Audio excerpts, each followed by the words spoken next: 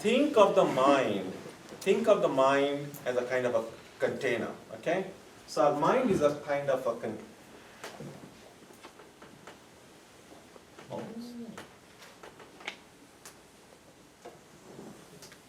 okay, think of the mind as a container. Now our mind has always two compartments, the unconscious part of the mind and conscious part of the mind. Most of us don't know everything that is in our own minds. Forget about knowing in someone else's mind. Our own minds itself we don't know. In fact, we know very little. Most of what's in our mind is a kind of a mental basement. So this is let's say these are the two compartments. So this is the unconscious part.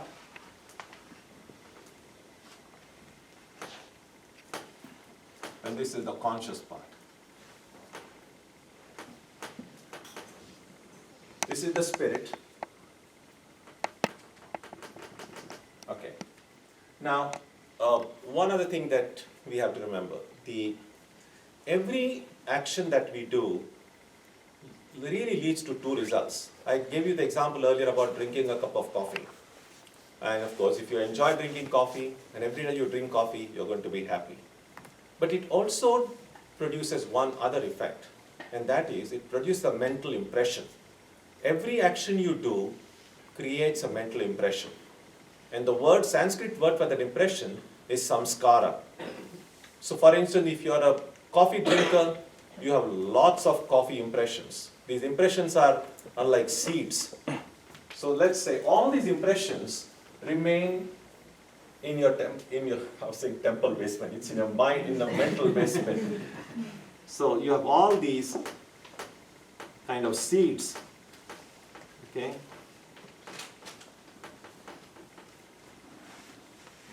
Now, desire springs in the unconscious part of our mind. It's like if you take a container and start boiling water in it. After some time, you will see tiny bubbles coming from the bottom of the container and coming up and bursting on top. Exactly in the same way, all these mental impressions at the base of our mind, whenever it finds an external trigger, an external stimulant, comes up as a desire. For instance, let's stick with coffee, for instance. Let's say someone has never, if you ever find, someone has never had a cup of coffee before, and this person has his first cup of coffee and loves it, so it makes him happy. So clearly, action was drinking a cup of coffee. The result was the joy it brought that person. But the second result was, it also produced a coffee impression. Okay, so here is this coffee impression. Now what is the purpose of this coffee impression?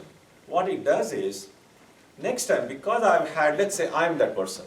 So I had my first cup of coffee, this is my mind, and this is this coffee impression in my mind. Now I've enjoyed that first cup of coffee. So next time I go to a friend's place and a friend asks me, would you like to have a cup of coffee? And because my first impression was so positive, it made me so joy, that impression gets activated just hearing this offer for another cup of coffee. So it comes up in the form of a desire, like this. Now as long as the desire is in the unconscious part, I don't even know it's there. Only when it crosses this boundary and comes up here, then I become aware and I say, oh, I feel like having a cup of coffee. Now, there is the willpower within us. That will emerges from the spirit itself. So the will then comes from here and grabs hold of this desire. It hooks onto the desire. As soon as the will hooks onto the desire, that desire is transformed into intention. Then I say, I must have a cup of coffee. And then that intention gets transformed into action when I actually go and fix myself a cup of coffee. So that's the sequence. A desire comes from a mental impression, the will goes and grabs it, becomes an intention, and when I act upon it, that produces another karma. So if I have another cup of coffee, then I have then now 2 impressions instead of 1. Earlier I had only 1, now I have 2.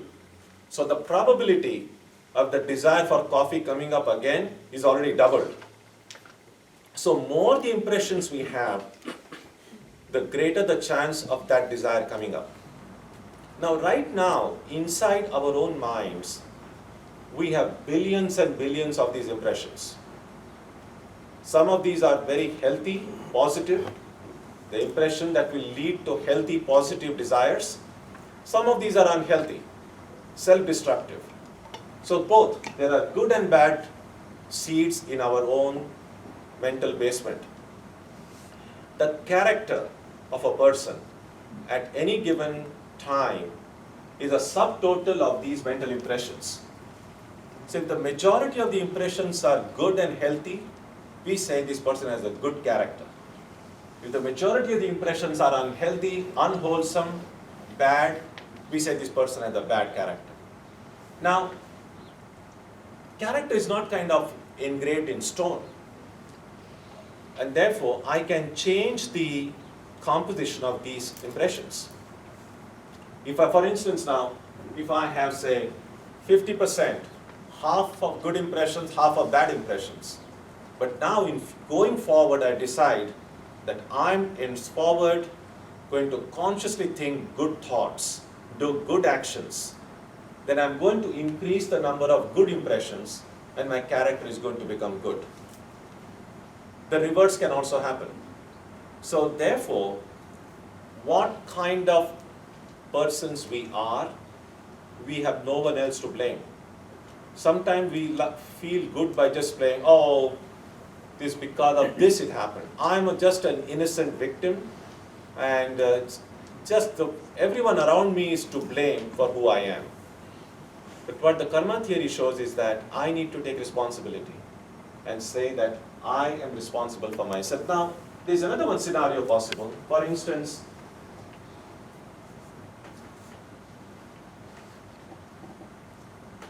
let's say this coffee impression comes up, okay? Right now, let us say, in someone's mind, a desire for coffee comes up, and this impression has come up, and then you think, right now it would look, it's a bad etiquette. Right now, in the midst of a talk, to just get up and go and drink coffee, I don't think it's the right thing to do. So your will is actually, your will refuses to go and latch onto it.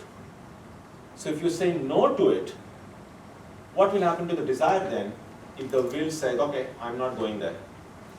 So this desire can't remain unescorted for a long time. It's a little bit like this now. We are all sitting here, and let's say some person walks in through the door, and all of us refuse to make eye contact with that person. So that person would say, oh, looks like I'm not wanted here. No one's inviting me in. And then the person would just walk out and leave the place. Something like that happens here. So if this desire comes up here and finds, oh, I'm waiting, and this will is not coming and grabbing at me, it just went, oh, no one wants me, and then it goes back again. So now, sometimes it happens. Not every time a desire comes in the heart, you immediately act upon it. There are times when you say, okay, no, this is not the time. Now, that doesn't mean that the desire has vanished forever. It only means that it has gone back again. It will spring up again after some time. And sometimes we see that happening. For instance, sometimes people feel, I'm going to give up smoking. Mark Twain once said, giving up smoking is so easy. I've done it many times. So sometimes, let's say someone has been smoking and decides, I'm not going to smoke anymore. Now what happens is, the smoking impressions are there in this person's mind. And because of those impressions, the desire to smoke will come up now and then. But every time it comes up, this person says, no, no, no, no. So these smoking impressions feel, oh, we are no longer wanted. So they just go back and remain in the basement. But they have not disappeared. They are there. Every time you say no to an impression, it gets weaker. Every time you say yes to it, it gets stronger. So if you keep on, that's why when you decide, for instance, to give up something, say give up smoking, the first few days are really tough because you're so used to smoking every time and then you say no, no, no, it's tough. But over time, if you really use your willpower, over time it becomes easier. It's tough still. Sometimes there are people who have given up and say for 10 years they have given up. And then suddenly you go to a friend's place and say, oh, come on. And then in some unguarded moment, you say, okay, let me just have one cigarette today. So one impression then finally finds that this one has come and grabbed it. So that problem will remain as long as these impressions are there. And so ultimately, the goal would be not simply to stop the desire itself, but to take care of these impressions.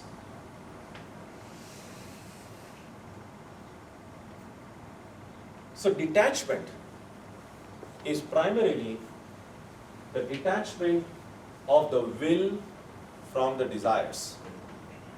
So detachment is not external at all. So when we speak about detachment in spiritual life, it's primarily internal. Also, sometimes in religious literature, desires tend to get demonized, as if desire itself is something very bad, which is not true. As I said, there are healthy desires and there are unhealthy desires. There are desires which are good. For instance now, desire to go and help someone who is in need of help. But that's a good desire. There is no need to stop that. So all that we need to do is, whenever a desire comes in our heart, we can ask ourselves, will acting upon this desire make me stronger, physically, mentally, morally, emotionally, or will it make me weaker in any of these ways? And I think that's a good way to judge about what we should do and what we should not do in life. So anything that makes us strong, I think by all means, those desires actually should be encouraged. We can consciously create desires in our heart to do things which will make us strong and refuse to latch on to desires which will make us weak. And as I said, I'm not meaning simply physically, but in all senses, morally, emotionally, intellectually, in every way. So that is the main practice in Karma Yoga, detachment. So how do we now practice detachment? There are at least two ways of doing it. One way is for those who believe in a personal form of God. And what such people can do is to look upon all the work that we have to do in life as I'm doing it out of love for God.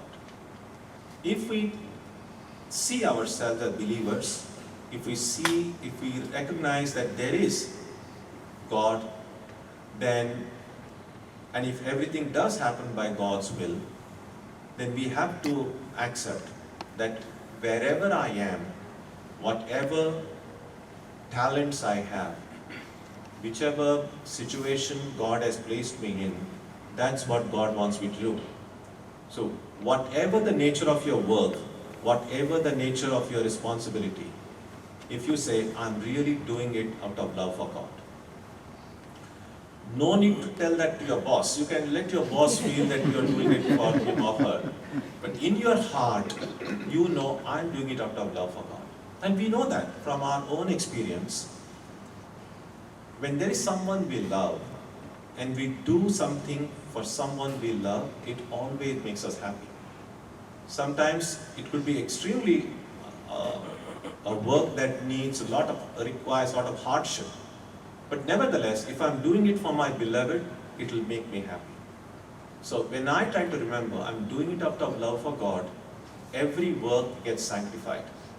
That work then will not bind me. That work will help to break that chain, that karma chain that I drew earlier. So that's the first way, to look upon every work as work done out of love for God. In fact, let's say, if a hungry person comes before you and said, I'm hungry, I've not eaten, could you please give me some food to eat? And of course, if you share some food with a hungry person, and there are many different ways to do it. You can say, well, here is a hungry person, let me help the hungry person. And if you can do it with the idea that, well, how generous I am, how charitable I am, that I am helping everyone. That will help boost a little bit of my ego, but I am still doing something good, and I will be rewarded for the good work I do, either through the recognition from my friends and family. They will say, oh, how generous you are, and people will praise you for it. Even if they don't do it here, maybe you might go to heaven and enjoy the joys of heaven. Another way would be that, well, let me help this hungry person, not because I want to go to heaven or anything, but because it's the right thing to do. Because if it's true that God is omnipresent, then God is present in the heart of this person as well. It's possible to see that God has come to me in the form of this hungry person. And my feeding this hungry person is not simply an act of charity, but in fact, it's an act of worship. I'm worshipping God who has come to me in the form of this hungry person. Every physician can see that God has come to me in the form of this patient. So treating the patient well can become not only what you do for your daily job, but it can become an act of worship. Every teacher can see that God has come to me in the form of a student. Every parent can see that God has come to me in the form of your children. Don't tell that to your children though. But deep down you know. And sometimes if God in the form of children is being naughty or is not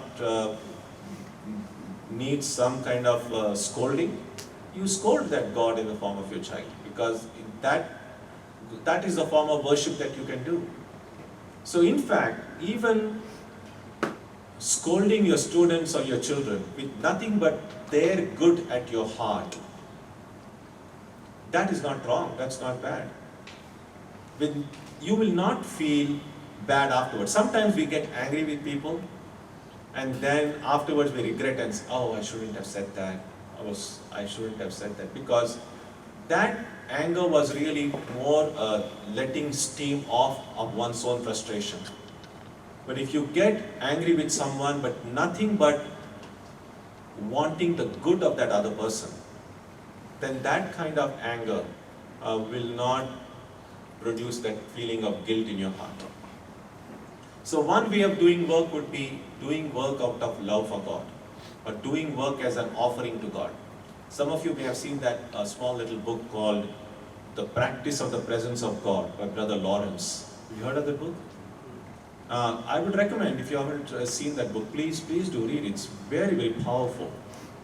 How one simple a Catholic priest, he was in a seminary and he wasn't much educated. He was working mostly in the kitchen.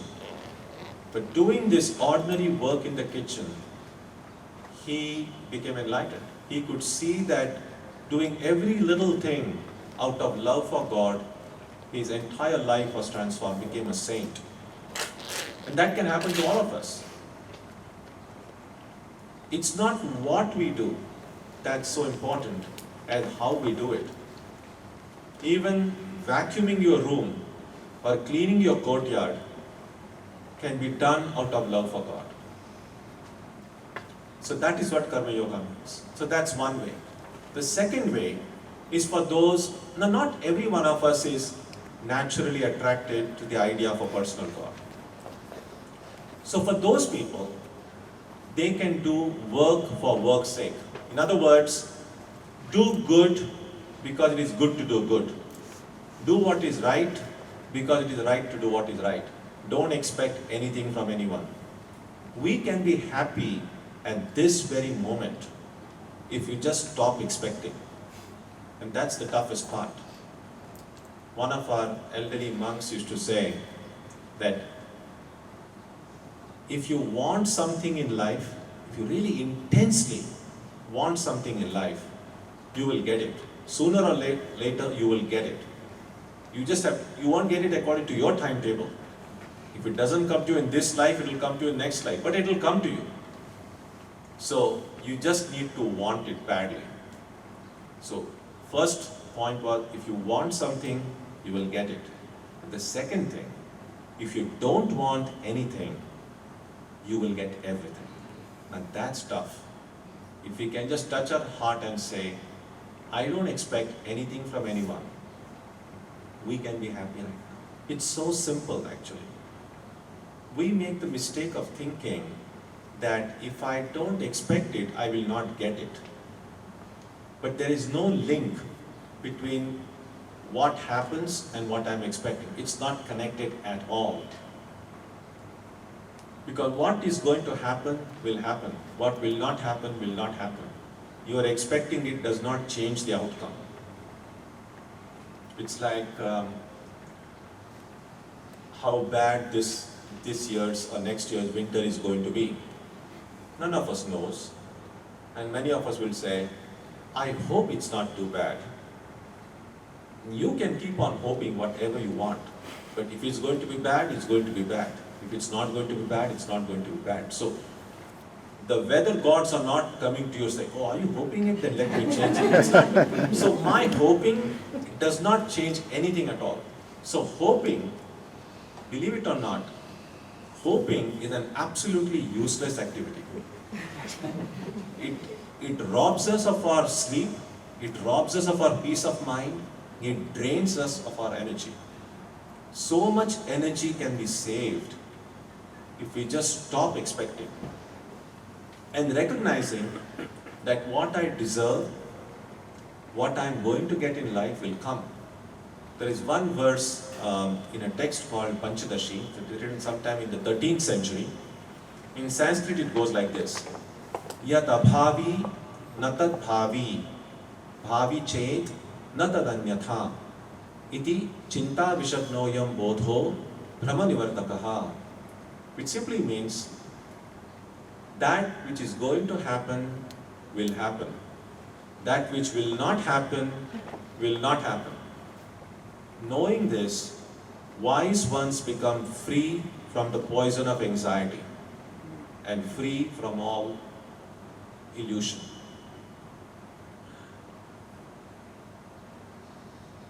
What it means is not that we should just sit doing nothing. Actually, it's very difficult to sit doing nothing. But what it means is, whatever duties and responsibilities we have in life, and at different stages in life, different duties, different responsibilities will come to us. We must do our best. We must work sincerely, do everything as best we can. It may not be perfect. You may not succeed. It may not turn out the way you wanted it to turn out. That really doesn't matter. What matters is, did you give it your best shot? Because if you have really tried your best, even if things don't turn out well, you at least have the satisfaction, I tried my best. I couldn't have done anything more than what I did. On the other hand, if I don't try my best and things don't turn out the way I want them to, then I'm always going to rake with that guilt and saying, I could have tried harder, I wasted my time, or I did this, or I did that. So think about it this way: when it's time for us to leave this world, when we look back at our life, how do we want to feel at that time? It would be so wonderful at that stage of life to look back and say, I tried my best. I gave it my best shot. And then you have that complete satisfaction that whatever capacities, talents, opportunities, challenges that God gave me in life, I try to do the best I can. And that's wonderful. Instead of feeling, oh, I could have done differently, but I messed it up. That's not a very happy feeling. And so that's what Karma Yoga strives for. That every work can be divinized, every work can be sanctified, provided we do it either as an offering to God or do something which is right, which is good, without any expectation. Don't even expect gratitude from anyone. If you're going to receive gratitude of others, you will get it. If you don't get it, don't make yourself miserable. So that is Karma Yoga. And the Swami Vivekananda wrote these 4 books called Karma Yoga, Bhakti Yoga, Jnana Yoga and Raja Yoga. So we have given a very brief, we saw it in the last few minutes, a kind of a very quick overview of some of the basic principles of Karma Yoga and how to put it into practice in daily life. In fact, it was my wish to write a kind of commentary on Swami Vivekananda's Karma Yoga, which is how that book, Walking the Walk, came into being. Because these are what we have shared today are general principles. Then the question is, if this way of thinking makes sense to us, how do I put it into practice? What do I need to do beginning tomorrow or beginning now to start practicing this way, so that the kind of stress, anxiety that I feel in my life, the kind of negativity that sometimes my work produces in my heart, that I'm able to make peace with it, that I'm able to get rid of it, and bring to my life a really fulfilling, enriching experience. And so in that book, in the 4th chapter, we have a section called Practice, which gives some more concrete steps of something that we can do. Last year when I was in Pittsburgh, there was this one chef in one Italian restaurant. So he came to me, it was so I was so happy. I was a young man, probably in his 30s, and so apparently he had caught hold of this book. And then he told me, he said, after reading that, he has been practicing according to that Karma Yoga principles and the method taught there. And he said, I'm enjoying my work in the kitchen so much. Earlier it wasn't so much fun working there, and now this has really helped me. And it made me so happy that, that some of these principles are so helpful, irrespective of what kind of duties we have, what kind of responsibilities we have. So what I would do now, I will stop. I've talked a lot, but feel free to share your comments, thoughts. If you have any questions, I'll be happy to answer them. We will take a 15-minute tea Oh, break. yes. Okay, And during that tea break, you brainstorm your questions and we'll come back for an interactive question answer session. So 15-minute tea break for all of us. Yeah, that's Thank a good you. idea.